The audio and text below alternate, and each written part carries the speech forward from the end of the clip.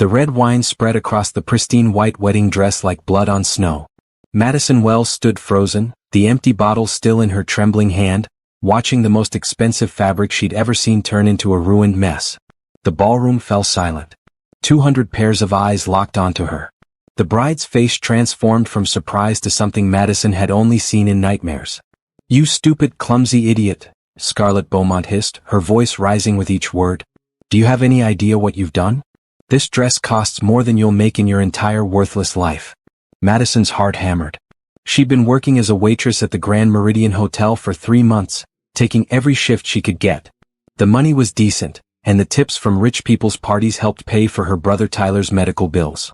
But now, staring at the wine-soaked bride at what was supposed to be an engagement party for the city's most powerful couple, Madison knew her life was about to fall apart. "I'm so sorry," Madison managed, her voice barely above a whisper. "It was an accident.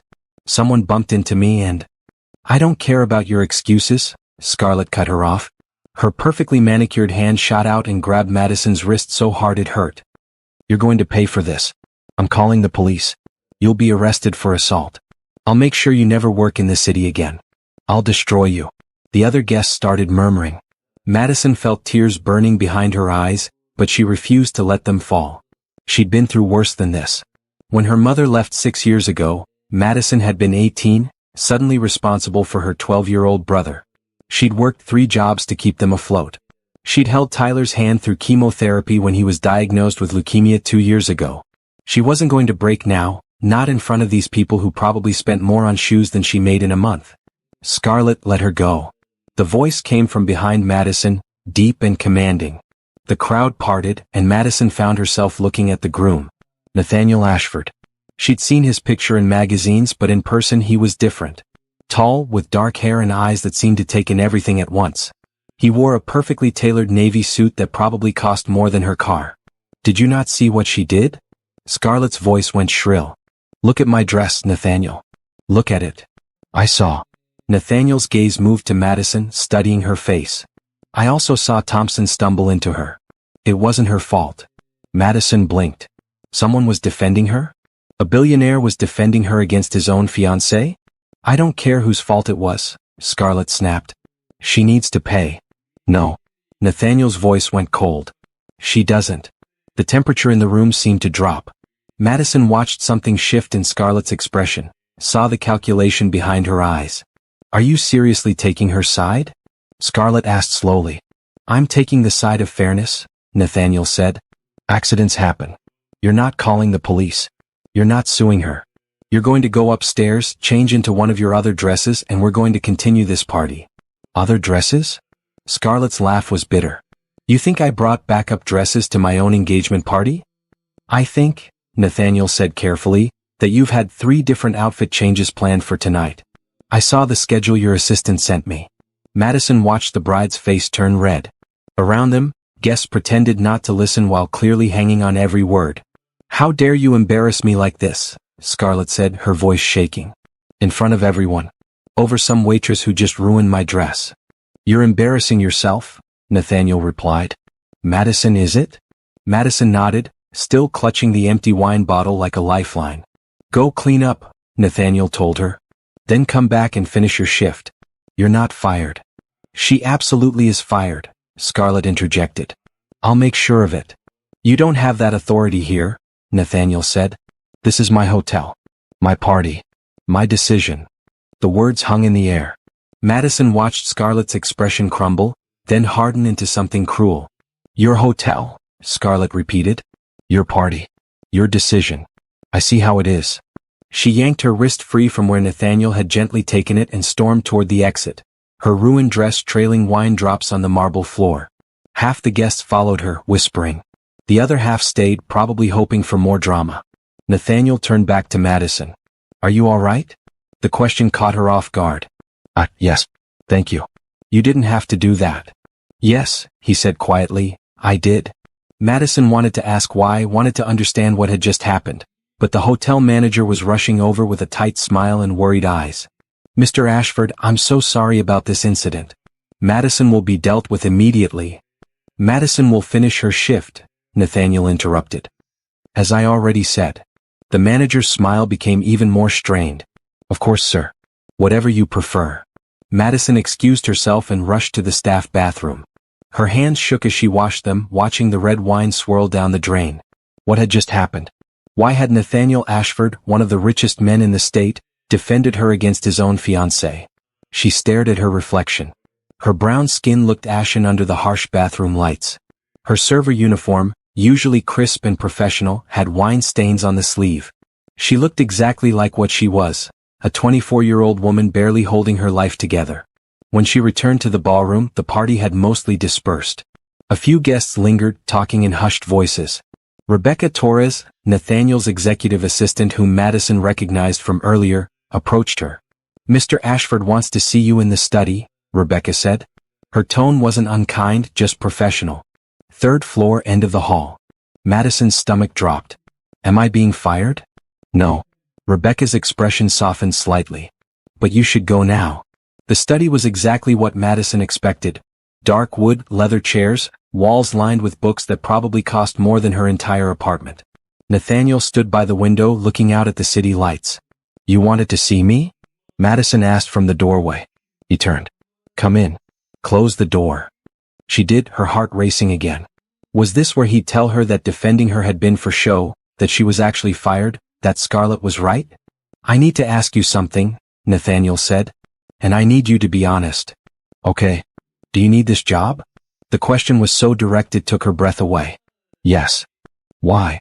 Madison hesitated. She didn't owe this man her life story. But he'd just saved her job, possibly her entire future. "My brother. He's 16. He has leukemia. The treatments are expensive even with insurance. I work here and 2 other places to cover what insurance doesn't."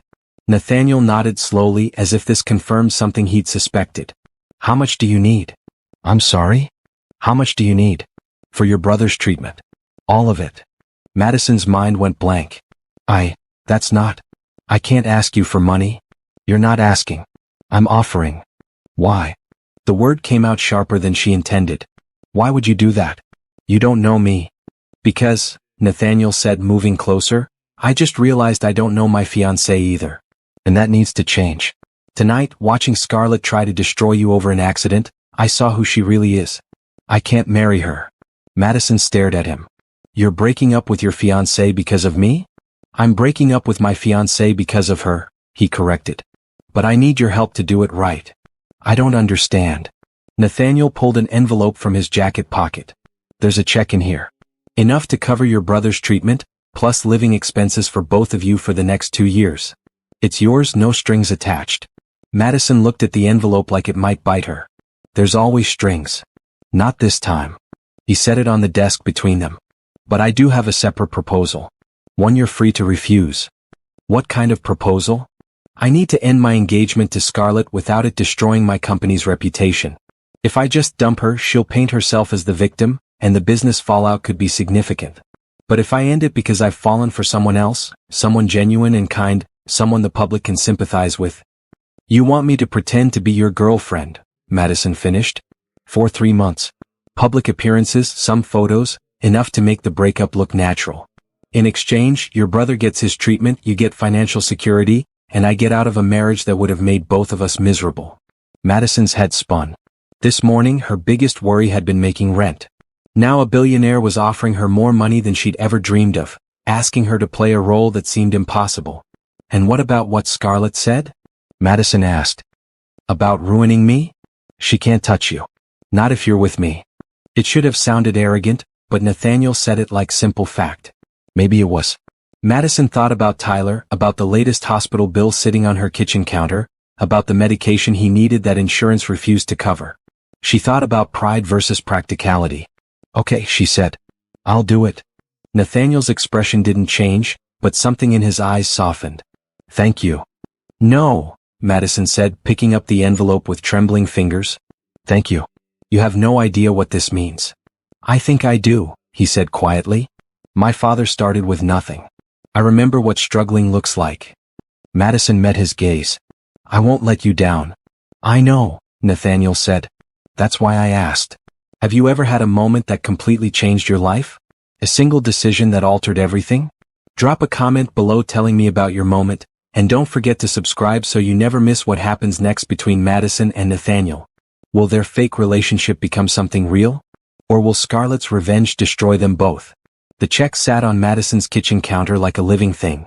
She'd been staring at it for 10 minutes, unable to quite believe the numbers. $250,000. Made out to her. Signed by Nathaniel Ashford. Is that real? Tyler asked from the doorway. He looked thin in his pajamas, his skin pale from the latest round of treatment. At 16 he should have been playing basketball, chasing girls, worrying about his driver's test. Instead he spent most days too tired to get out of bed. It's real, Madison said softly. How? She'd spent the entire night figuring out how to explain this. I met someone. He wants to help. Tyler's eyes narrowed. He might be sick, but he wasn't stupid. Nobody just gives away that kind of money. He needs my help with something. It's complicated. Complicated how? Madison pulled out a chair and sat down. Remember that engagement party I worked last night? The one at the Grand Meridian? The one where you said you spilled wine on the bride? Yeah. Well, the groom, Nathaniel Ashford, he defended me. And then after, he offered me a deal. She explained everything, watching Tyler's expression shift from confusion to disbelief to understanding. So you're going to be his fake girlfriend, Tyler said when she finished. For 3 months. Just public appearances. Nothing weird. And he's paying you $250,000 for that? He's paying for your treatment, Madison corrected. The rest is so I don't have to work 3 jobs anymore. So I can actually be here for you. Tyler was quiet for a long moment. What if he's lying? What if this is some kind of scam? Then we'll figure it out, Madison said. But Ty, if there's even a chance this is real, I have to take it. Your doctor said you need that new treatment. Insurance won't cover it. This is our chance. Tyler crossed the kitchen and hugged her, something he rarely did anymore. You've already done too much for me. There's no such thing, Madison whispered into his hair. Her phone buzzed. A text from an unknown number, Rebecca Torres. Mr. Ashford asked me to arrange a meeting this morning. Can you come to his office at 10 a.m.? Address below. Madison texted back that she'd be there. She spent the next 2 hours getting ready, changing clothes 4 times before settling on her nicest pair of jeans and a clean blue sweater. She didn't own anything fancy enough for wherever she was going. When she looked in the mirror, she saw exactly what she was, a waitress playing dress-up.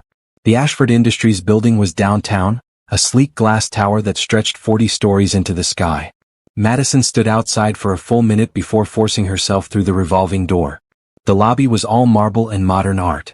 Madison approached the reception desk, feeling completely out of place. I'm here to see Nathaniel Ashford, she said. Madison Wells. I have a 10 o'clock appointment. The receptionist smiled professionally. Of course. Mr. Ashford is expecting you. 38th floor. The elevator ride felt like flying. Madison watched the city shrink below her, her stomach doing flips that had nothing to do with the motion. What was she doing? This was crazy. She should leave, deposit the check, disappear before things got more complicated. The elevator doors opened onto a reception area even more impressive than the lobby. Rebecca Torres stood waiting, looking polished in a burgundy dress and heels. Madison, she greeted. Thank you for coming. Mr. Ashford is finishing a call. Can I get you anything? Coffee? Water? Water would be great, Madison said, mostly because her mouth had gone dry. Rebecca led her to a conference room with floor-to-ceiling windows overlooking the city. Madison sipped her water and tried not to feel like she was about to jump off a cliff. Nathaniel entered 5 minutes later, looking as put together as the night before. Today he wore a charcoal suit with a white shirt, no tie. He carried a folder. Madison. Thanks for coming. Thanks for, well, everything, she said. He sat across from her. I had our legal team draft a contract. It's straightforward, but I want to go through it with you. You should have a lawyer look at it before signing. I don't have a lawyer. Then I'll have Rebecca arrange one for you. Independent counsel, paid for separately. This needs to be fair. Madison blinked. You're paying for a lawyer to make sure you're paying me fairly? Yes. That doesn't make sense. It makes perfect sense, Nathaniel said. I don't want you to feel pressured or manipulated. This is a business arrangement. Both parties should understand the terms completely. He opened the folder and pulled out a thick document.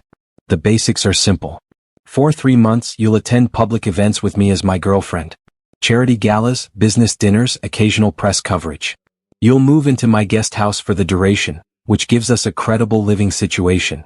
All your expenses will be covered: clothing, transportation, anything you need.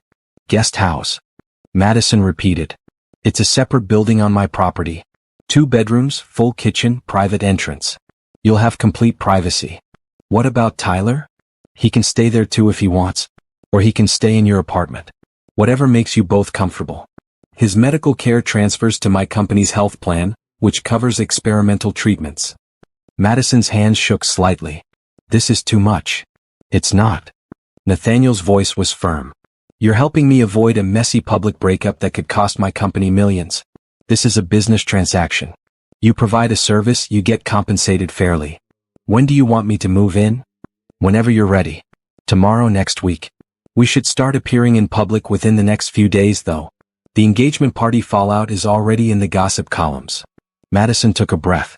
Can I ask you something? Of course. Why me? You could have hired an actress, someone who knows how to handle this kind of attention. Nathaniel was quiet for a moment. Because you're real. When Scarlett attacked you, you didn't cry or beg or grovel. You stood there with dignity. That's not something you can fake. And when people see us together, they need to believe it. They'll believe you. What if I mess up? What if I say the wrong thing or use the wrong fork or... I don't know how to be in your world. You'll learn. Rebecca will help. And honestly, the fact that you're nervous about it makes you more authentic. People don't want perfect. They want genuine. A knock on the door interrupted them. Rebecca poked her head in. Mr. Ashford, your father is here. He says it's urgent. Nathaniel's jaw tightened slightly. Tell him I'll be right there. Rebecca nodded and disappeared. Nathaniel turned back to Madison. I'm sorry. I need to handle this. Can you stay?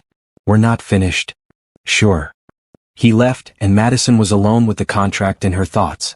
She pulled the document closer, trying to read through the legal language. Most of it was what Nathaniel had explained, but seeing it in writing made it feel more real and more terrifying. 20 minutes later, Nathaniel returned with an older man who had the same dark hair, now gray at the temples, and the same sharp eyes. He was dressed in a navy suit and walked with the confidence of someone who'd built an empire. Madison, Nathaniel said, this is my father, Robert Ashford.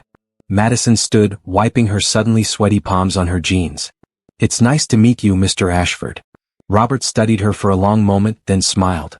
Please call me Robert. And the pleasure is mine. Nathaniel just told me about your arrangement. Madison's heart sank. Oh. I think it's brilliant, Robert continued. That Beaumont girl was all wrong for him. I've been trying to tell him that for months. Dad, Nathaniel said with a warning tone. What? It's true. Robert turned back to Madison. You did my son a favor at that party. Scarlett showed her true colors, and he finally saw what everyone else has known all along. She's cruel. I didn't mean to cause problems, Madison said. You didn't cause anything. You revealed the truth. There's a difference. Robert's expression grew more serious. Nathaniel tells me you have a brother with leukemia. Yes, sir. Tyler. He's 16. What kind of leukemia? Acute lymphoblastic. He's been in treatment for 2 years. Robert nodded slowly. My wife, Nathaniel's mother, passed from cancer when he was 12. So I understand what you're going through. It's not just the medical bills. It's the fear, the exhaustion, the way it takes over everything. Madison felt her throat tighten. Yes, exactly that. You're a good sister, Robert said simply. And from what Nathaniel tells me, you're perfect for this arrangement. Welcome to the family, Madison. Even if it's temporary. The kindness in his voice nearly undid her. Madison had expected judgment, maybe suspicion. Instead, she was getting acceptance. Thank you, she managed. Robert clapped Nathaniel on the shoulder. Don't screw this up, son. She's better than you deserve. After Robert left, Nathaniel looked almost embarrassed. Sorry about that. He's very direct. I liked him, Madison said honestly. He reminds me of my dad. Before he died. I'm sorry. When did you lose him? 4 years ago. Heart attack. That's when everything started falling apart. Nathaniel's expression softened. And your mother? Left 2 years before that. She couldn't handle the pressure of being married to someone who worked construction. She wanted more. That must have been hard. It was. But it taught me something important. Madison met his eyes. It taught me that money doesn't make someone a good person. And not having money doesn't make someone a bad one. I agree, Nathaniel said quietly. Which is why I think this arrangement will work. We're both being honest about what we want. Madison looked at the contract again. When do I need to decide? Take the weekend. Read it over. Talk to Tyler. The lawyer Rebecca arranges will be available Monday if you want to meet with them. Okay. One more thing, Nathaniel said. Scarlett called me this morning. She wants to meet for lunch tomorrow. She thinks she can smooth things over. Are you going? Yes. I need to officially end the engagement. I wanted you to know in case it hits the news. Madison nodded. Can I ask what you're going to tell her? The truth. That I don't love her. That I can't marry someone who treats people the way she treated you. She's going to blame me. Let her. She can't hurt you. Madison wanted to believe that. But she'd seen the look in Scarlett's eyes at the party. That wasn't someone who gave up easily. Be careful, she said. Nathaniel's smile was almost sad. You too. Madison moved into the guest house on Wednesday morning. Tyler came with her, curious despite his exhaustion. The property was in an exclusive neighborhood Madison had only seen from the outside. Stone walls, iron gates, houses set back from the road behind perfectly manicured lawns. The guest house turned out to be nicer than any place Madison had ever lived. 2 bedrooms each with their own bathroom. A kitchen with appliances that looked like they belonged in a restaurant. A living room with windows that overlooked a garden. Everything was clean, modern, painted in soft colors that made the space feel warm despite its size. This is insane, Tyler said, dropping onto the cream-colored couch. We're really living here? For 3 months, Madison reminded him. Still insane. Rebecca arrived an hour later with 2 other women. One was a stylist named Patricia Chin, the other a personal shopper named Amanda Rodriguez. Both were friendly, professional, and made Madison feel like a project to be completed. We're going shopping, Patricia announced. You'll need clothes for at least a dozen events. Casual, cocktail, formal. Shoes, accessories, the works. I have clothes, Madison protested. Not for where you're going, Amanda said gently. Mr. Ashford attends functions where there are photographers, journalists, society pages. You need to look like you belong. Madison bristled slightly. I don't belong. That's the point. No, Rebecca interjected. The point is making people believe you do. There's a difference. You're not pretending to be someone else. You're just wearing the costume for the role. Put that way it made more sense. Madison had waitressed enough fancy parties to know that clothes mattered in certain circles. People judged you based on what you wore, how you carried yourself. They spent 6 hours shopping. Madison tried on more clothes in one day than she'd bought in her entire life. Dresses and jewel tones that made her skin glow. Slacks and blouses for business events. Casual wear that somehow cost more than her monthly rent. Shoes that pinched but made her legs look longer. Jewelry that was delicate and expensive. This is too much, Madison kept saying. This is exactly enough, Patricia countered. Trust me. By evening, Madison's new closet was full. She stood in her bedroom, staring at the clothes, feeling like she was looking at someone else's life. You okay? Tyler called from the living room. Yeah. Just adjusting. Tyler appeared in the doorway. Despite the long day, he looked better than he had in weeks. The doctor called. They can start the new treatment next week. Madison turned. Really? Really? Nathaniel's insurance approved it this morning. The coordinator said it's one of the best plans she's ever seen. Relief hit Madison so hard she had to sit down. That's amazing. You did good, sis, Tyler said. Whatever happens with this whole fake girlfriend thing, you got me help. That matters. It's the only thing that matters. The next morning, Rebecca arrived with breakfast and a schedule. Your first public appearance is tomorrow night. Charity gala benefiting children's hospitals. It's perfect, actually. You'll be with Nathaniel, his sister Penelope will be there, and the cause gives you something genuine to talk about if reporters ask questions. Reporters? Madison's stomach dropped. Just a few. Society pages, mostly. They'll want photos, maybe a quick quote. Just be yourself. Answer honestly. What if I say something wrong? There's no wrong answer, Rebecca assured her. You're a waitress who fell for a billionaire. That's a story people love. Just be honest about it. That afternoon, Penelope Ashford showed up at the guest house. She was 21 with dark curly hair and her brother's sharp eyes. She wore jeans and a red t-shirt and immediately hugged Madison like they were old friends. I'm so glad you're here, Penelope said. Scarlett was the worst. I've been dreading her becoming my sister-in-law. You don't even know me, Madison pointed out. I know you stood up to her at the party. That takes guts. Plus, Nathaniel hasn't smiled this much in months. Whatever you two are doing, it's working. Madison decided she liked Penelope immediately. They spent the afternoon together, Penelope telling stories about growing up with Nathaniel, their mother's death, their father's determination to raise them right despite his wealth. Dad always said money should serve people, not the other way around, Penelope explained. That's why Nathaniel gives so much to charity. It's how we were raised. Scarlett didn't seem like the charitable type, Madison said. Scarlett liked being seen at charity events. There's a difference. Penelope leaned forward. Can I ask you something personal? Sure. Are you actually falling for my brother, or is this really just business? Madison hesitated. I don't know him well enough to fall for him. But you could. Maybe. He's different than I expected. Good different. Yeah. Good different. Penelope grinned. This is going to be fun. That evening, Nathaniel came by the guest house. He'd changed from his suit into jeans and a green button-down shirt. The casual look made him seem younger, more approachable. I wanted to check how you're settling in, he said. Everything's great. Almost too great. They walked through the garden. The early spring air was cool but not cold. Madison could smell flowers she couldn't name. I ended it with Scarlett, Nathaniel said abruptly. Yesterday at lunch. How did she take it? About as well as expected. She threw wine in my face and said I'd regret this. I'm sorry. Don't be. It needed to happen. He paused by a bench, gestured for her to sit. I need to tell you something. About why I proposed to her in the first place. Madison sat curious. My company has been negotiating a major merger, Nathaniel began. The other party is traditional, conservative. They value family, stability, marriage. I thought being engaged would help seal the deal. It was stupid. You proposed for business reasons? I told myself I cared about her. That we were compatible. But honestly, I was lying to myself. I wanted the merger more than I wanted a real relationship. That's honest at least, Madison said. Too honest maybe. Nathaniel looked at her. But I don't want to lie to you. This arrangement is fake, but I want it to be built on real honesty. Does that make sense? Yeah, it does. Good. He stood. Tomorrow night. The gala.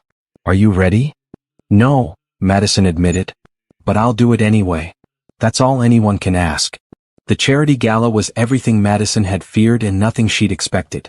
The venue was a historic mansion converted into an event space, with crystal chandeliers and servers carrying trays of champagne. Women wore gowns that probably cost more than cars. Men wore tuxedos that fit like second skins. Madison wore an emerald green dress Patricia had chosen, simple but elegant, with her hair pulled into a low bun. She felt like she was wearing a costume, playing a part in a movie. You look beautiful, Nathaniel said when he picked her up. He wore a classic black tuxedo and looked like he'd stepped out of a magazine. I look expensive, Madison corrected. There's a difference. No. You look like yourself just dressed up. That's better than beautiful. The compliment caught her off guard. Before she could respond, they were pulling up to the venue. Photographers lined the entrance, cameras flashing like lightning. Just stay close to me, Nathaniel murmured. Smile. Wait. Don't answer any questions unless you want to. The next 10 minutes were a blur of lights and voices. Madison held Nathaniel's arm, trying to look comfortable, praying she wouldn't trip in her heels. People called out questions. Mr. Ashford, who's your date? Is this your new girlfriend? What about Scarlett? Nathaniel just smiled and guided Madison inside. The moment they crossed the threshold, she could breathe again. That was terrible, she whispered. You did great. The ballroom was full of people Madison recognized from magazines and news shows. Business leaders, politicians, local celebrities. Everyone looked perfectly comfortable in this world of money and influence. Penelope found them immediately. She wore a royal blue gown and had her hair in intricate braids. You survived the photo line. That's the hardest part. Really? Well, that and making small talk with people who care more about appearances than actual charity. But you'll be fine. For the next hour, Nathaniel introduced Madison to what felt like hundreds of people. She shook hands, smiled, made small talk about the hospital charity. Most people were polite, curious about who she was but not pushy. Then Gregory Bennett appeared. He was Nathaniel's business partner, a tall black man with an easy smile and sharp eyes. He wore a gray tuxedo and assessed Madison with the kind of look that missed nothing. So you're the woman who spilled wine on Scarlett Beaumont and changed my partner's life. Gregory said, offering his hand. Madison shook it. I'm really hoping people forget about that eventually. Not likely. It's a great story. Gregory's smile faded slightly. But I need to give you a warning. Scarlett isn't going to let this go quietly. What do you mean? Nathaniel asked, his voice sharp. I mean, I heard from a friend at the Sentinel that she's shopping a story about how you left her for a waitress. She's trying to paint herself as the victim and you as having a midlife crisis. I'm 29, Nathaniel said dryly. That's not midlife. Tell that to Scarlett. Gregory looked at Madison. She's going to come after you. Your background, your family, anything she can use. I wanted you to know so you're prepared. Madison's stomach tightened. I don't have anything to hide. Everyone has something, Gregory said not unkindly. Just be ready. He moved away and Madison turned to Nathaniel. Should I be worried? No. Gregory's being cautious, but he's right that Scarlett will try something. We'll handle it. Before Madison could respond, a commotion near the entrance drew everyone's attention.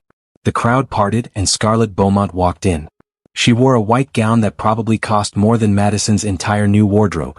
Her hair was perfectly styled, her makeup flawless. She looked like a bride, which was probably intentional. On her arm was a man Madison didn't recognize, tall and bland looking in his tuxedo. She has nerve, Penelope muttered, appearing at Madison's side. Showing up here after everything. Scarlett made a beeline through the crowd, her date trailing behind. She stopped directly in front of Nathaniel and Madison, her smile sharp enough to cut. Nathaniel, she purred. How lovely to see you. Scarlett. His voice was flat. I'm surprised you came. Why wouldn't I? I care deeply about children's hospitals. Her eyes slid to Madison. And you must be the waitress. I'm so sorry I've forgotten your name. Madison Wells, Madison said evenly. Right. Madison. How sweet that Nathaniel is helping you out. He's always had a soft spot for charity cases. The insult was clear. Madison felt Nathaniel tense beside her, but she put a hand on his arm. Actually, I'm helping him out. But I appreciate your concern. Scarlett's smile turned icy. How nice. Well, I just wanted to say hello. And to let you know there are no hard feelings about the engagement. These things happen. I'm glad you're handling it well, Nathaniel said. Oh, I'm handling it perfectly. Scarlett's gaze moved between them. Though I do hope you know what you're doing, Nathaniel. Jumping from one relationship to another so quickly. People might wonder about your judgment. My judgment is fine, Nathaniel replied. How's yours? I don't believe I've met your date.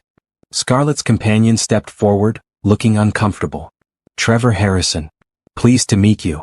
Trevor is a real estate developer, Scarlett said. Very successful. We met through mutual friends. How nice, Penelope said, her tone suggesting it was anything but. Well, we should let you circulate. I'm sure you have lots of people to see. Scarlett gave them one last smile before moving away, her dress trailing dramatically behind her. That woman is poison, Penelope said once they were gone. She's humiliated, Nathaniel corrected. Which makes her dangerous. The rest of the evening passed without incident. Madison danced with Nathaniel, ate tiny portions of expensive food, and tried to look like she belonged. By the time they left, her face hurt from smiling. In the car, Nathaniel was quiet. Madison studied his profile in the dim light from passing street lamps. You okay? She asked. I'm sorry about Scarlett. She shouldn't have said that about you being a charity case. She was trying to get under my skin. It didn't work. You handled it well. I've dealt with worse customers at the restaurant. Nathaniel laughed, the sound surprising and genuine. I suppose you have. When they got back to his property, he walked her to the guest house door. Thank you for tonight, he said. You were perfect. I was terrified. You didn't show it. That's what matters. He hesitated, then added, You should know that I meant what I said in the car. What Scarlett said was wrong. You're not a charity case. This is a partnership. Madison met his eyes. Then as your partner, I should tell you that she's planning something.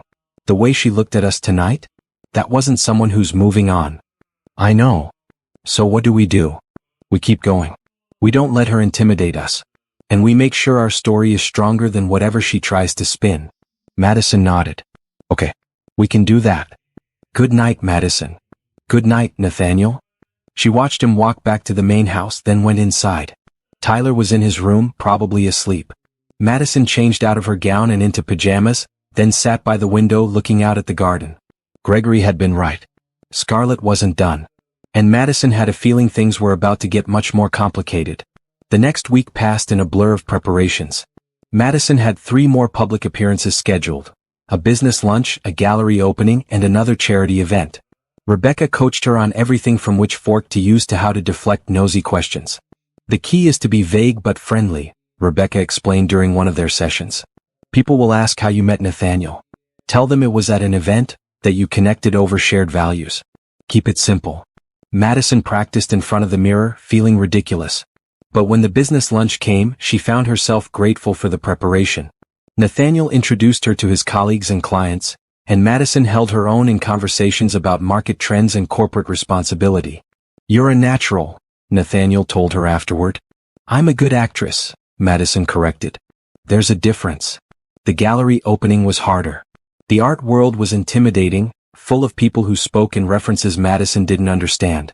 But she asked questions, admitted when she didn't know something, and found that honesty worked better than pretending. An older woman named Henrietta Bancroft cornered her near a particularly strange sculpture. "You're Nathaniel's new girlfriend?" Henrietta said. It wasn't a question. "Yes, ma'am." "Good." "That Beaumont girl was dreadful. No substance. You seem different." "Thank you." "Don't thank me yet." Henrietta's eyes were sharp. "Dating a billionaire isn't easy. Everyone will want something from you. Everyone will judge you. Can you handle that?" Madison thought about working 3 jobs, caring for Tyler, dealing with creditors and insurance companies. "I can handle a lot." "Good. Because you're going to need to." Henrietta softened slightly. "But for what it's worth, I think Nathaniel made the right choice. You have character. That's rare in his world." The conversation stayed with Madison. She was starting to realize that this arrangement, fake as it was, came with real consequences. People were watching her, judging her, deciding whether she was worthy of Nathaniel's attention. The second charity gala was the big one. It was a spring benefit for arts education, held at the city's most prestigious hotel. 500 guests, live music, a silent auction. Madison wore a royal blue gown that made her feel like a princess. Patricia had done her hair in soft curls, and Amanda had picked jewelry that sparkled without being too much. "You look stunning," Tyler said when she came out of her bedroom. His treatments were going well. He had more color in his face, more energy. "You think?" Madison turned, checking herself in the mirror. "You look like you belong in that world," Tyler said. "But don't forget you belong here too." The words were exactly what she needed. Nathaniel picked her up in his car, a sleek black sedan driven by his regular driver. He wore another tuxedo, this one with a bow tie that matched her dress. "We match," Madison observed. "Rebecca coordinates these things. She's thorough." The hotel ballroom was spectacular. White flowers everywhere, candles floating in crystal bowls, a live orchestra playing classical music. Madison recognized several faces from magazines: actors, politicians, business moguls. Penelope found them immediately, looking gorgeous in a maroon gown. "The Sentinel photographer is here. So is someone from the Chronicle. Just be aware." "Why are they so interested?" Madison asked. "Because Nathaniel is one of the city's most eligible bachelors," Penelope explained. "And you're the mystery woman who caught his attention. It's a good story." They made their way through the crowd. Madison shook hands, made small talk, accepted compliments on her dress. She met judges, surgeons, professors, people whose names she knew from news headlines. Most were kind, curious about her relationship with Nathaniel but not pushy. Then they reached the auction area, and Madison saw something that stopped her cold. One of the items up for bid was a scholarship package for underprivileged students interested in the arts. Full tuition, supplies, mentorship. It was exactly the kind of thing she wished had existed when she was in high school, before her father died and college became impossible. "You okay?" Nathaniel asked, noticing her expression. "That scholarship. It's amazing. You want to bid on it?" "I can't afford to bid on it. But I can." Nathaniel studied the silent auction sheet. The current bid was $20,000. Without hesitating, he wrote down $50,000. "Nathaniel, you can't." "I can. And I want to. Education matters. If that scholarship helps even one kid, it's worth it." Madison felt something shift in her chest. This wasn't just about appearances or business deals. Nathaniel actually cared. "Thank you," she said softly. "Don't thank me. Let's just hope we win." They moved toward the bar, and Madison ordered sparkling water. She wanted to keep her head clear tonight. But as they turned to head back, they nearly collided with Scarlett. She wore a white gown again, this one even more dramatic than the last. Her date from the previous event was gone, replaced by a different man Madison didn't recognize. Scarlett's smile was predatory. Nathaniel. Madison. How lovely to see you again. Scarlett. Nathaniel's voice was carefully neutral. I've been thinking about you too, Scarlett continued. About your sweet little romance. It must be so exciting for you, Madison. Going from serving drinks to drinking champagne. I prefer water actually, Madison said calmly. Scarlett's eyes narrowed. How refreshing. So humble. Tell me, how does it feel to know everyone here is wondering how long this will last? I imagine they wonder the same about your date, Madison replied. Since you seem to have a new one at every event. Penelope, standing nearby, made a small choking sound that might have been a laugh. Scarlett's composure cracked slightly. You think you're clever. But you're just a waitress playing dress-up. Everyone can see it. The only person who seems to see anything negative is you, Nathaniel said, his voice going cold. Madison is here as my guest. She belongs here as much as anyone. If you can't be civil, maybe you should leave. This is a public event, Scarlett snapped. I have as much right to be here as your little project. Madison isn't a project. She's my girlfriend. And I'm tired of you insulting her. Nathaniel stepped forward slightly. Whatever you're planning, Scarlett, whatever story you're trying to spin, it won't work. People can see who you really are. Scarlett's face flushed. We'll see about that. She stalked away, her date hurrying after her. Madison let out a breath she hadn't realized she was holding. That woman really hates me, she said. She hates that you represent everything she's not, Penelope said. Genuine. Kind. Real. The rest of the evening went smoothly. Madison and Nathaniel danced, talked with other guests, checked on the scholarship bid. By the end of the night, they'd won it with their $50,000 donation. We'll make sure it goes to someone who really needs it, Nathaniel said. Thank you, Madison said again. For defending me. With Scarlett. You defended yourself first. I just backed you up. In the car on the way home, Madison stared out the window at the passing city lights. Can I ask you something? Always. Why did you really propose to Scarlett? You said it was for business, but there has to be more to it. Nathaniel was quiet for a long moment. My mother died when I was 12. Cancer. It was fast and brutal and it broke my father. He threw himself into work, into making sure Penelope and I had everything we needed. But he never dated again. Never looked at another woman. He said Mom was it for him. That's sad, Madison said softly. It is. But it also set an impossible standard. I grew up thinking love was supposed to be this overwhelming, all-consuming thing. And when I didn't feel that with anyone, I convinced myself maybe it wasn't real. That practical partnerships were better than waiting for something that might never come. So you settled. I settled. And I was about to make a terrible mistake until you spilled wine on my fiancé and showed me what genuine character looks like. Madison didn't know what to say to that. The conversation felt too real, too honest for their fake arrangement. I'm glad the wine glass slipped, she finally said. Nathaniel laughed. Me too. Are you rooting for Madison and Nathaniel? Do you think they're actually falling for each other, or is it all just business? Comment below and let me know what you think. And if you're loving this story, hit that subscribe button so you don't miss what happens when Scarlett's revenge plan goes into action. Trust me, you won't want to miss it. Tyler's first treatment with the new medication was scheduled for Monday morning. Madison took him to the hospital, holding his hand in the waiting room even though he pretended he didn't need it. I'm 16, he reminded her. Not 6. I know. Let me be your big sister anyway. The treatment went smoothly. The doctors were optimistic, saying Tyler's response to the preliminary tests was encouraging. Afterward, exhausted but hopeful, Tyler fell asleep in the car on the way home. Madison helped him to his room in the guest house, then stood in the doorway watching him sleep. He looked so young, so vulnerable, but also stronger than he had in months. Her phone buzzed. A text from Nathaniel. How did it go? Good. He's resting now. Thank you for making this possible. I'm glad. Dinner tonight? Just the two of us. We should talk. Madison hesitated, then replied, Okay. What time? 7. I'll cook. You cook? Badly. But I try. Despite everything, Madison smiled. At 7 she walked to the main house. She'd been inside a few times now, always impressed by how lived in it felt despite its size. The furniture was comfortable not just for show. Books lined the shelves, actual books that looked read. Photos of Nathaniel's family were everywhere. Nathaniel met her at the door wearing jeans and a green sweater. Fair warning, I ordered most of the ingredients. The cooking part is real though. The kitchen was huge, with marble countertops and professional-grade appliances. Nathaniel had ingredients spread out for what looked like pasta. You like Italian? He asked. Who doesn't? They worked together, Nathaniel following a recipe on his phone while Madison chopped vegetables. It felt surprisingly normal, comfortable.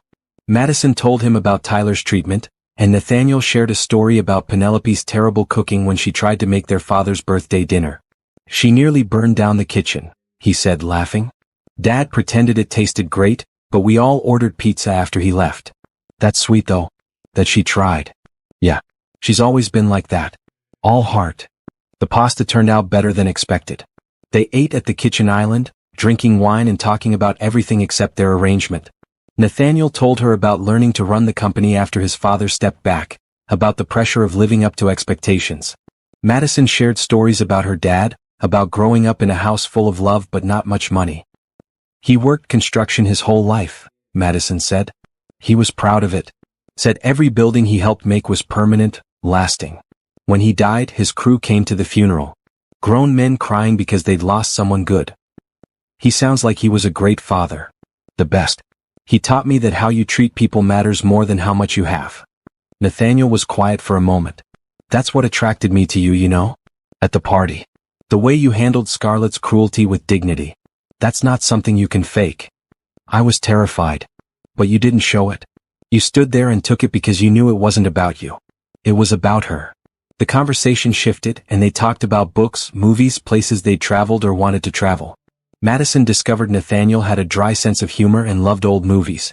He learned she was secretly obsessed with true crime podcasts and wanted to visit Ireland someday. Why Ireland? He asked. My grandmother was from County Cork. She used to tell me stories about growing up there. It sounded magical. We could go, Nathaniel said. Then he caught himself. I mean, if you want. After this arrangement is over. I could arrange a trip. You don't have to do that. I know. But I want to. You've helped me more than you realize, Madison. Getting out of that engagement, seeing what matters. You deserve something good. Madison looked at him, really looked at him, and felt something shift. Nathaniel wasn't just her fake boyfriend anymore. He was becoming a friend.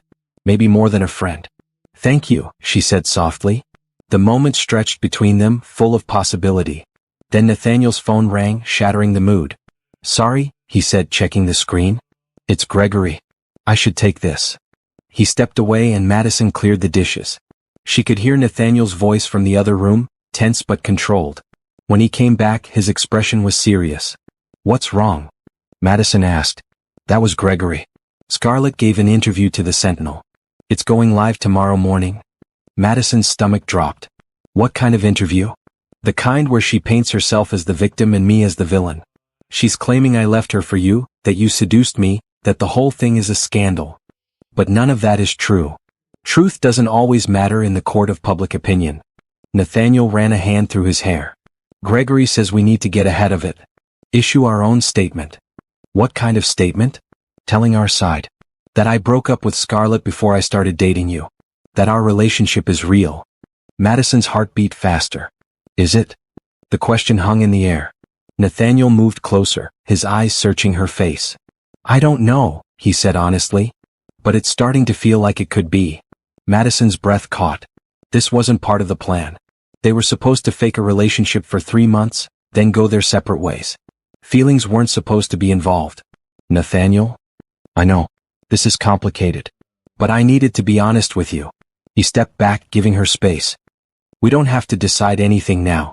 Let's focus on handling Scarlett's interview first. Madison nodded, grateful and confused and terrified all at once. The next morning, the Sentinel story dropped like a bomb. The headline read, Betrayed Socialite Speaks Out, Scarlett Beaumont on Being Left for a Waitress. The article was exactly what Gregory had warned about. Scarlett painted herself as the wronged woman, claiming Nathaniel had been having an affair with Madison during their engagement. She talked about being humiliated at her own engagement party, about how she tried to salvage the relationship but Nathaniel refused. He changed after he met her, Scarlett was quoted as saying. He became someone I didn't recognize. I think she targeted him, saw an opportunity to improve her life. I feel sorry for him, honestly. He can't see what's really happening. Madison read the article 3 times, each time feeling sicker. The comment section was worse.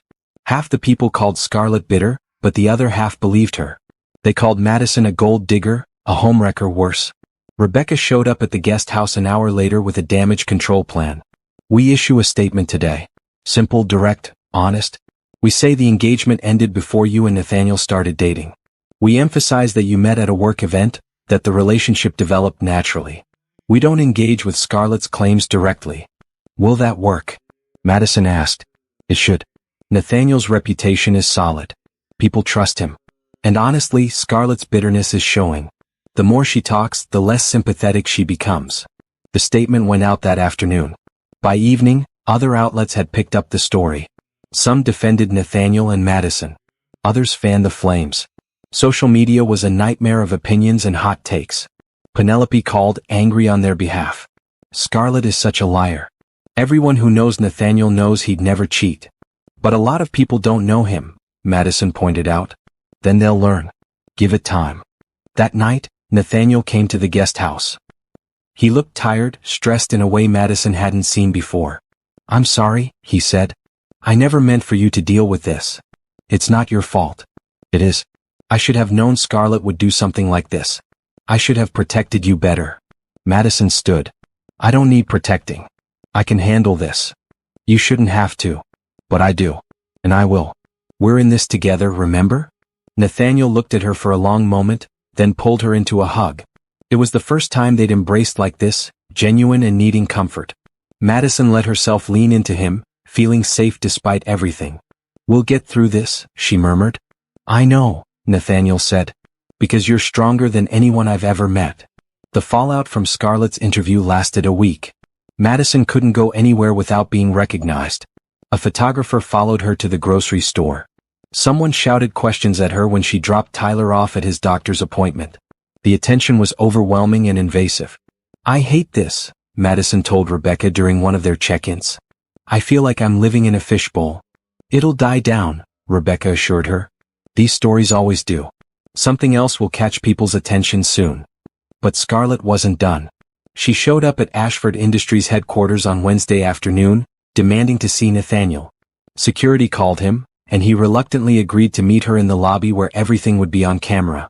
Madison wasn't there, but Penelope recorded the whole thing on her phone from across the lobby and sent it to Madison later. In the video, Scarlett looked perfect as always, wearing a cream-colored suit. But her expression was hard. We need to talk, she said. We have nothing to talk about, Nathaniel replied calmly. You ruined my life. I ended an engagement that was making both of us miserable. That's not the same thing. You left me for a waitress, Scarlett spat. Do you know how humiliating that is? I left you because you're cruel. Madison has nothing to do with that. She has everything to do with it. Scarlett stepped closer. I know what she is, Nathaniel. I know about her mother abandoning her. I know about her father dying in debt. I know she's been working 3 minimum wage jobs just to survive. She saw you and saw a meal ticket. You don't know anything about Madison, Nathaniel said, his voice going cold. She's worth 10 of you. Really? Then why was she so quick to accept your money? Why did she move into your property? Why is she playing dress up in expensive clothes you bought her? Scarlett's smile was vicious. Face it, Nathaniel. She's using you. This conversation is over. Nathaniel turned to walk away. It's not over, Scarlett called after him. Not until everyone sees the truth about your little gold digger. The video ended. Madison sat in the guest house feeling sick. Scarlett had been digging into her past, finding things Madison had hoped to keep private. Tyler appeared in the doorway. You okay? Scarlett knows about Mom. About Dad's debts. So what? None of that is shameful. It is when she spins it the right way.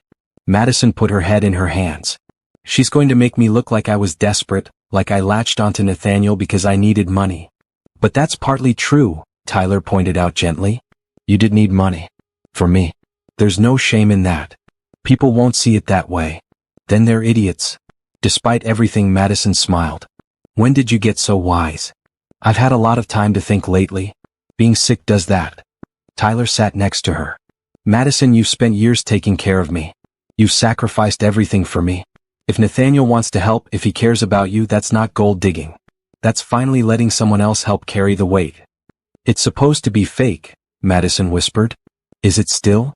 Madison thought about dinner with Nathaniel, about the way they talked for hours, about how safe she felt when he hugged her.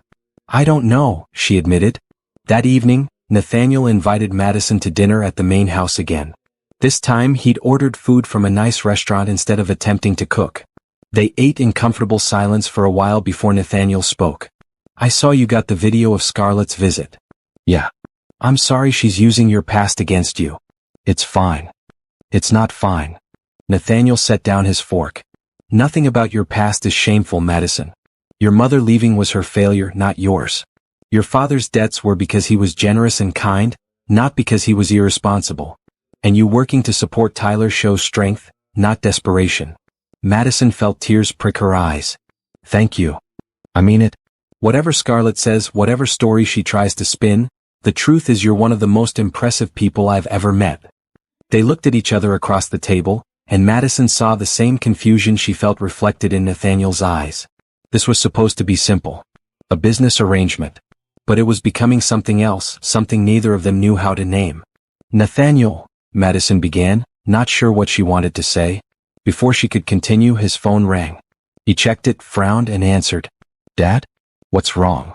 Madison watched his expression change from confusion to concern to anger. When? Are you sure? Okay, I'll handle it. Thanks for letting me know. He hung up and looked at Madison. That was my father. Scarlett's private investigator approached one of our company's board members with information about you. Trying to convince them you're a liability. What kind of information? I don't know yet. But Dad says the board member shut her down and reported it to him instead. Scarlett's getting desperate. What do? We beat her to it. Whatever she found, we make it public first. Control the narrative. Nathaniel stood. I'm going to call Gregory and Rebecca. We'll figure this out. The next day they held a press conference. It was Rebecca's idea. Get ahead of whatever Scarlett was planning by being completely transparent. Madison stood next to Nathaniel in front of a dozen reporters, cameras flashing. Rebecca had coached her on what to say, but now that the moment was here, Madison decided to just tell the truth. My name is Madison Wells, she began. I'm 24 years old. I grew up here in the city. My father died 4 years ago. He worked in construction. He was a good man who believed in helping people. He left some debt, but he also left my brother and me with values that no amount of money can buy. She paused, gathering courage. My mother left our family when I was 16. That was hard. But it taught me that blood doesn't always make family. Love does. Care does. Showing up does. The reporters were quiet, listening. Madison continued. I've been working 3 jobs for the past 2 years to support my younger brother, Tyler, who has leukemia. When I met Nathaniel, I was waitressing at an event. I spilled wine on his fiancée. It was an accident. But what happened after changed my life. She glanced at Nathaniel, who nodded encouragement. Nathaniel defended me.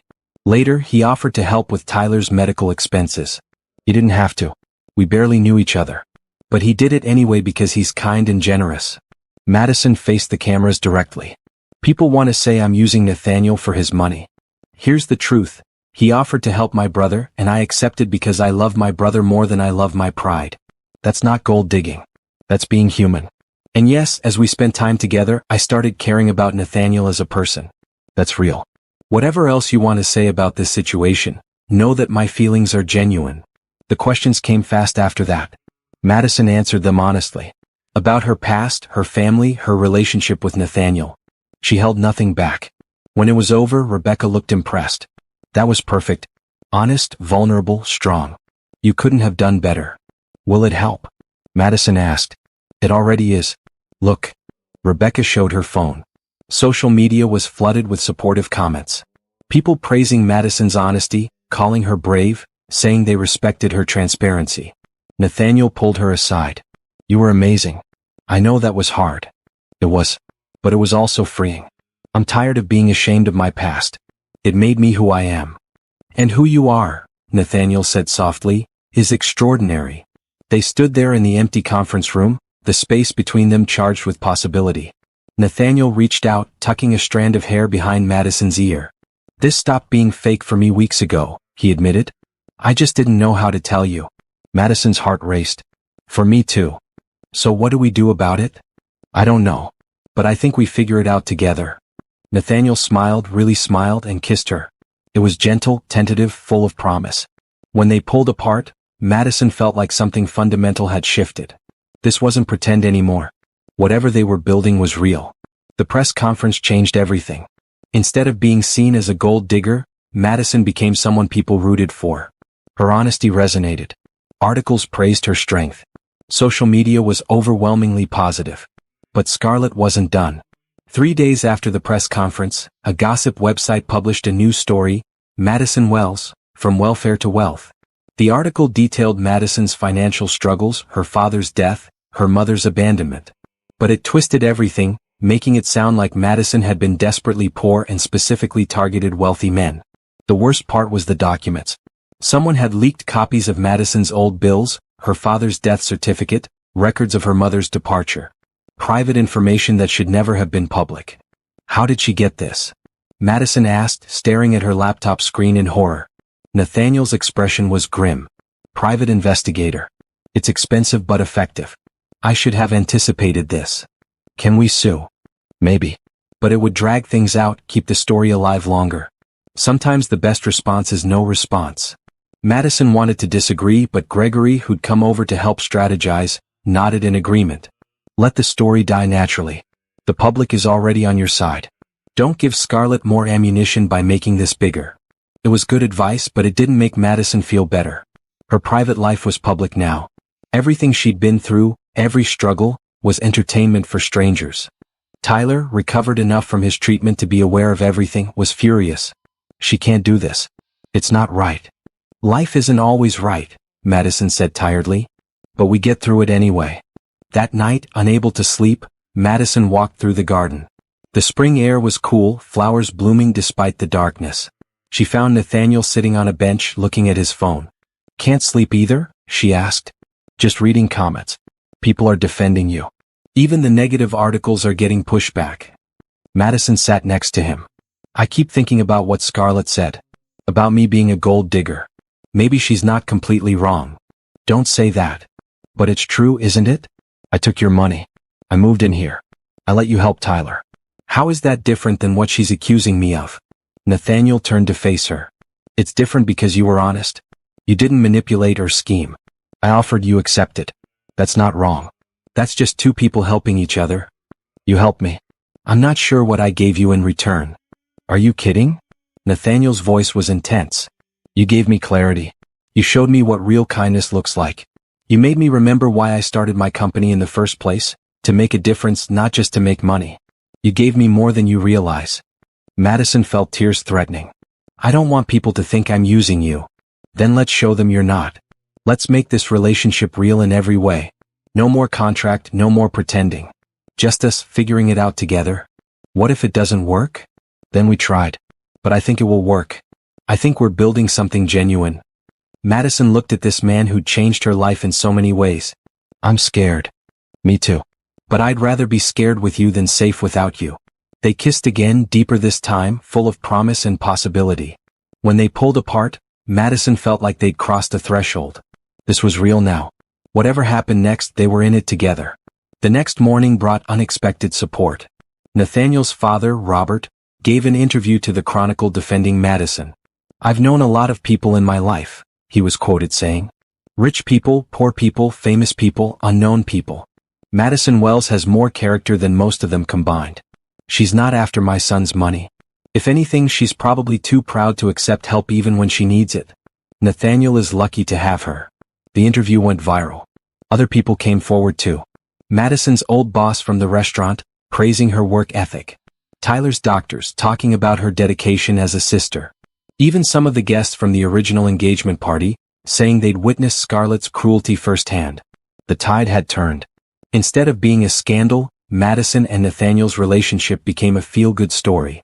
The Waitress and the Billionaire building something real despite the odds. Scarlett tried one more time, appearing on a local morning show to tell her side. But by then people were tired of her bitterness. The hosts asked pointed questions about why she was still fixated on her ex-fiancé. The interview was a disaster, making Scarlett look petty and vindictive. That evening Rebecca called with news. It's over. Scarlett's publicist just called. She's dropping the whole thing. Moving to New York apparently. Getting away from the whole mess. Really? Madison couldn't believe it. Really? You won, Madison. You and Nathaniel both won. After Rebecca hung up, Madison went to find Nathaniel. He was in his study working on his laptop. He looked up when she entered, a question in his eyes. Scarlett's done, Madison said. She's leaving town. Nathaniel stood, crossing to her. How do you feel? Relieved. Exhausted. Grateful. Madison paused. Our 3 months are almost up. The contract ends next week. I know. So what happens now? Nathaniel pulled out a small box from his desk drawer. Madison's heart stopped. It was too small to be anything but jewelry. I wasn't planning to do this yet, Nathaniel said. But I can't wait. Madison, these past 2 months have been the best of my life. You've made me better. You've shown me what matters. I don't want this to end. He opened the box. Inside was a simple, elegant ring. Not huge or flashy, just beautiful. This isn't about contracts or arrangements, Nathaniel continued. This is me asking you honestly and completely if you'll stay. Not as part of a deal, but because you want to. Because what we have is real and worth building on. Madison stared at the ring, at Nathaniel's hopeful face, at this impossible situation that had become her reality. Yes, she said. I want to stay. Nathaniel slipped the ring on her finger and they kissed, both laughing and crying at the same time. It wasn't a proposal, not exactly. It was a promise. They were going to try, really try to make this work. 3 weeks later, everything seemed perfect. Tyler's treatments were working, his doctors optimistic about his prognosis. Madison had enrolled in college classes, pursuing a business degree. Nathaniel encouraged. They'd gone public about their relationship being genuine, and the response had been overwhelmingly positive. Madison should have known it was too good to last. The bomb dropped on a Thursday morning. Nathaniel had a board meeting scheduled, a routine update on company finances. Madison had plans with Penelope to visit art galleries. It was supposed to be a normal day. Then Gregory called. You need to get to Ashford Industries. No. Scarlett showed up with evidence that could tank Nathaniel's company. Madison's blood went cold. What kind of evidence? Just get here. She arrived at the building 20 minutes later, finding Nathaniel in a conference room with his entire board of directors. Scarlett sat at the table like she belonged there, a folder in front of her and a lawyer at her side. What's going on? Madison demanded. Your girlfriend wants to see this, Scarlett said sweetly. After all, it concerns her. Nathaniel's jaw was tight. Scarlett claims to have proof that you and I conspired to defraud the company. What? Scarlett pushed the folder forward. Proof that your entire relationship was a scam. That you're being paid to pretend to be his girlfriend. That Nathaniel is using company funds to finance your lifestyle. Madison's heart sank. The contract. Scarlett had somehow gotten a copy of their original contract. Where did you get that? Nathaniel asked, his voice dangerously quiet. That doesn't matter. What matters is that you lied to everyone. To your board, to the public, to your shareholders. You're using company resources for a fake relationship. One of the board members, an older woman named Patricia Lee, frowned. Is this true, Nathaniel? It was true, Nathaniel said carefully. Initially, Madison and I had an arrangement. But it became real.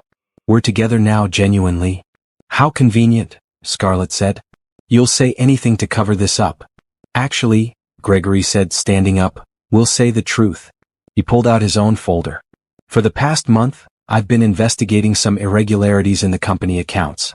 Nothing to do with Nathaniel. Everything to do with you, Scarlett. Scarlett's face went pale. What are you talking about? I'm talking about the fact that while you were engaged to Nathaniel, you used his name to secure contracts for your family's real estate business. Contracts that violated conflict of interest policies. Contracts that benefited you financially while putting this company at risk. Gregory spread documents across the table. You forged Nathaniel's signature on 3 different deals. You transferred funds through shell companies. And when Nathaniel ended your engagement, you panicked. Because you knew if anyone looked closely at the finances, they'd find what you'd been doing. The room was silent. Madison watched Scarlett's expression change from confident to terrified. That's not true, Scarlett stammered. He's lying. I have bank records, Gregory said calmly. I have emails. I have testimony from 2 of your employees who were uncomfortable with what you were doing. This isn't speculation. This is fact. Patricia Lee took the documents, scanning them. Her expression hardened. These are serious allegations, Ms. Beaumont. I want my lawyer, Scarlett said. You have one, Gregory pointed out. He's sitting right next to you. Scarlett's lawyer looked at the documents, then at his client, then stood. I'm withdrawing from this case. I don't represent fraudsters. He walked out. Scarlett looked around the room, realizing she was cornered. You can't prove any of this, she tried. I already did, Gregory said. The question now is whether you leave quietly or whether we press charges. Nathaniel spoke for the first time since Gregory's revelation. I want you gone, Scarlett. Out of this building, out of this city, out of my life. You have 24 hours to return every cent you stole. Do that and we won't involve the police. You can't do this to me, Scarlett said, but her voice lacked conviction. You did this to yourself, Nathaniel replied. When you let greed and spite consume you. When you decided destroying Madison was more important than doing the right thing. Security appeared at the door. Gregory nodded to them. Ms. Beaumont is leaving now. Scarlett stood, her perfect composure finally cracking. She looked at Madison with pure hatred. This isn't over. Yes, Madison said quietly, it is. Security escorted Scarlett out. The room remained silent for a long moment before Patricia spoke. Well, that was unexpected. I'm sorry you all had to witness that, Nathaniel said. If you have any questions about my relationship with Madison? We don't, Patricia interrupted. Gregory briefed us yesterday. We know the contract was legitimate, that you used personal funds, not company resources. And frankly, even if it had been unconventional, the fact that it became real makes it irrelevant. Another board member, Joseph Kim, nodded. What matters is you protected this company from Scarlett's schemes. If you hadn't ended that engagement, we might be facing criminal charges right now. The meeting ended with the board's full support. When everyone left, Nathaniel pulled Madison into his arms. I'm sorry, he whispered. I never wanted you to be part of this mess. It's not your fault. Scarlett made her own choices. Still, you deserved better than being dragged into her schemes. Madison pulled back to look at him. Do you know what I realized today? When Scarlett tried to use our contract against us. What?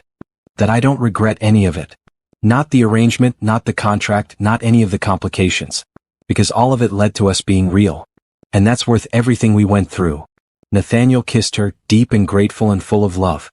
Later that afternoon, Gregory confirmed that Scarlett had transferred the stolen funds back and was leaving the city. Her family was cutting ties with her to protect their own reputation. She'd lost everything. Money, status, credibility. I almost feel sorry for her, Madison told Penelope that evening. Don't, Penelope replied. She made her choices. She could have accepted that Nathaniel wasn't right for her and moved on with grace. Instead, she tried to destroy him and you. That's on her. Madison knew Penelope was right. But she also knew that anger and bitterness had consumed Scarlett, turned her into someone cruel. It was a cautionary tale about letting go of things that weren't meant to be. That night, Nathaniel took Madison to dinner at a quiet restaurant. They talked about the future, about what came next now that the drama was finally over. Move into the main house, Nathaniel said. Really move in. Not the guest house. With me. Madison smiled. Are you sure? Tyler comes too. I'm counting on it. That house is too big for just me anyway. Then yes, we'll move in. They toasted to new beginnings, to honesty, to love that started fake but became the realest thing in both their lives. 6 months later, Madison stood in the kitchen of Nathaniel's house, which now felt like her house too, cooking breakfast for her small family. Tyler sat at the island, doing homework and looking healthier than he had in years. His latest scans showed no signs of disease. The doctors were cautiously optimistic about calling him in remission. Nathaniel came downstairs, dressed for work but not in a hurry. He kissed Madison's cheek, then stole a piece of bacon. That's for Tyler, Madison protested. Tyler can share. No, I can't, Tyler said, but he was grinning.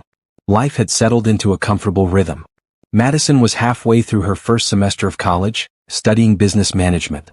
She discovered she loved it, loved learning about marketing and finance and organizational behavior. Nathaniel helped when she struggled with concepts, never making her feel less than for not knowing things. Tyler had gone back to school, making up for the year he'd lost to treatments. He'd made new friends, joined the drama club, was talking about colleges. He still lived with them, but he'd become more independent, more confident. Penelope stopped by most weekends. She and Madison had become genuine friends, going to movies, shopping, sharing secrets. Robert visited for Sunday dinners, always bringing stories about Nathaniel's childhood that made everyone laugh. Rebecca had become more than just an assistant.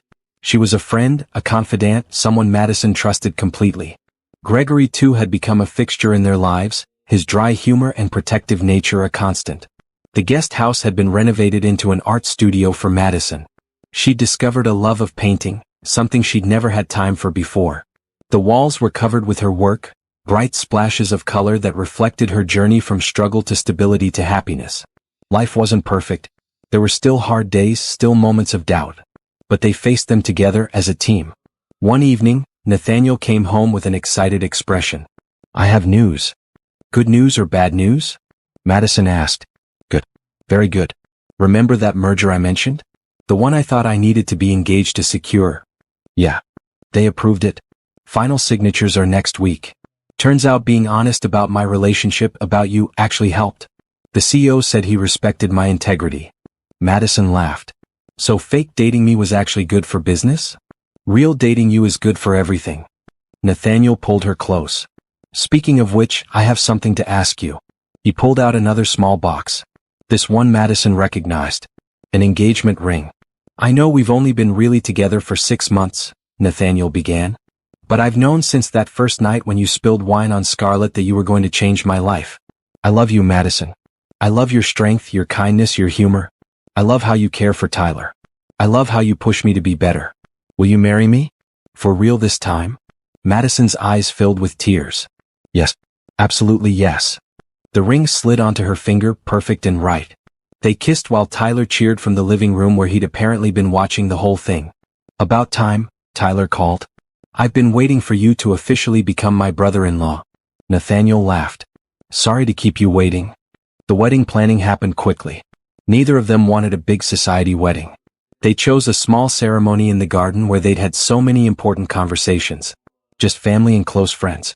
Madison wore a dress Penelope helped her choose, a simple cream gown that made her feel beautiful.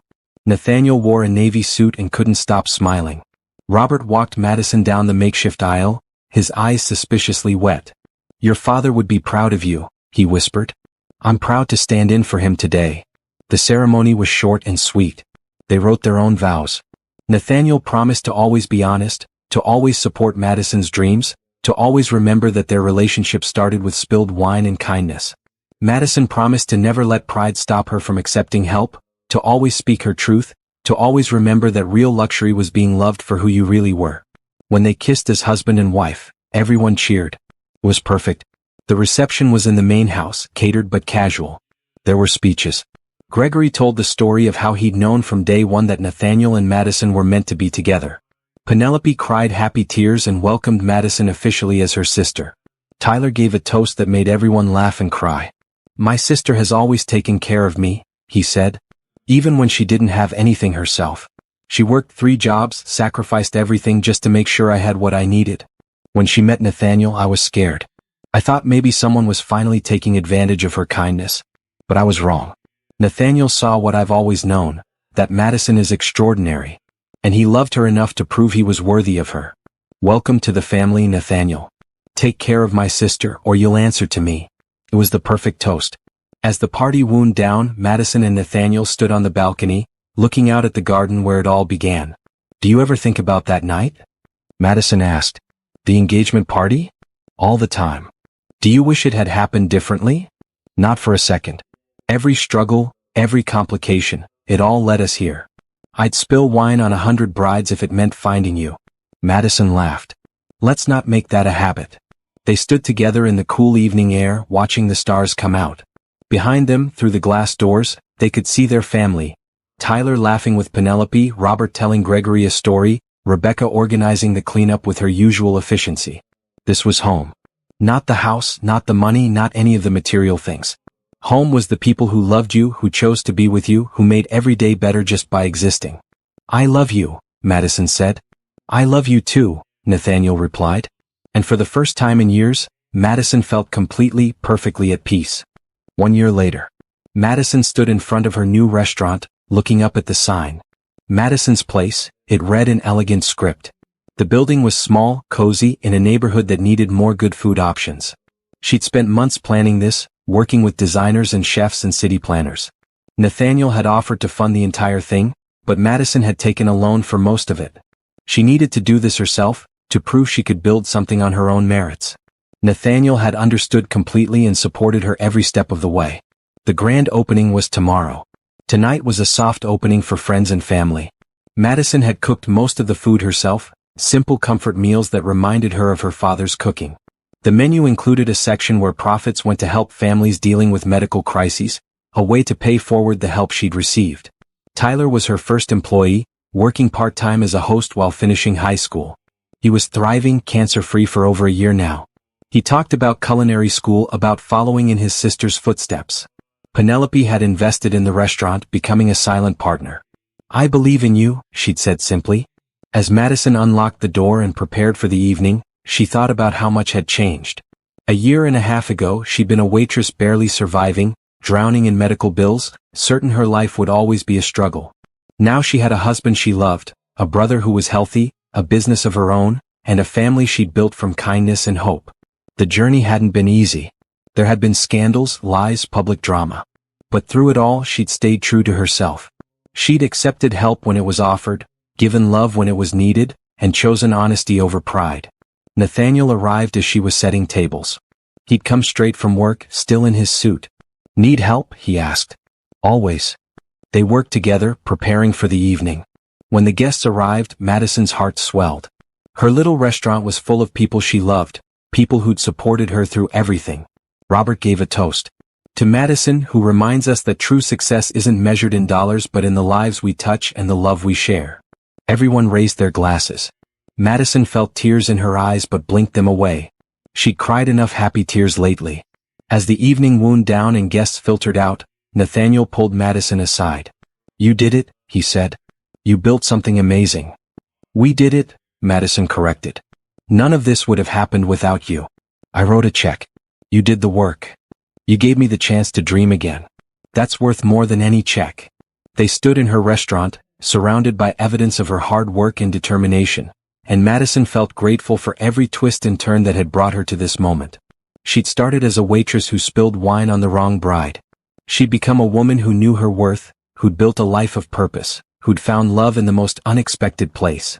And she wouldn't change a single thing.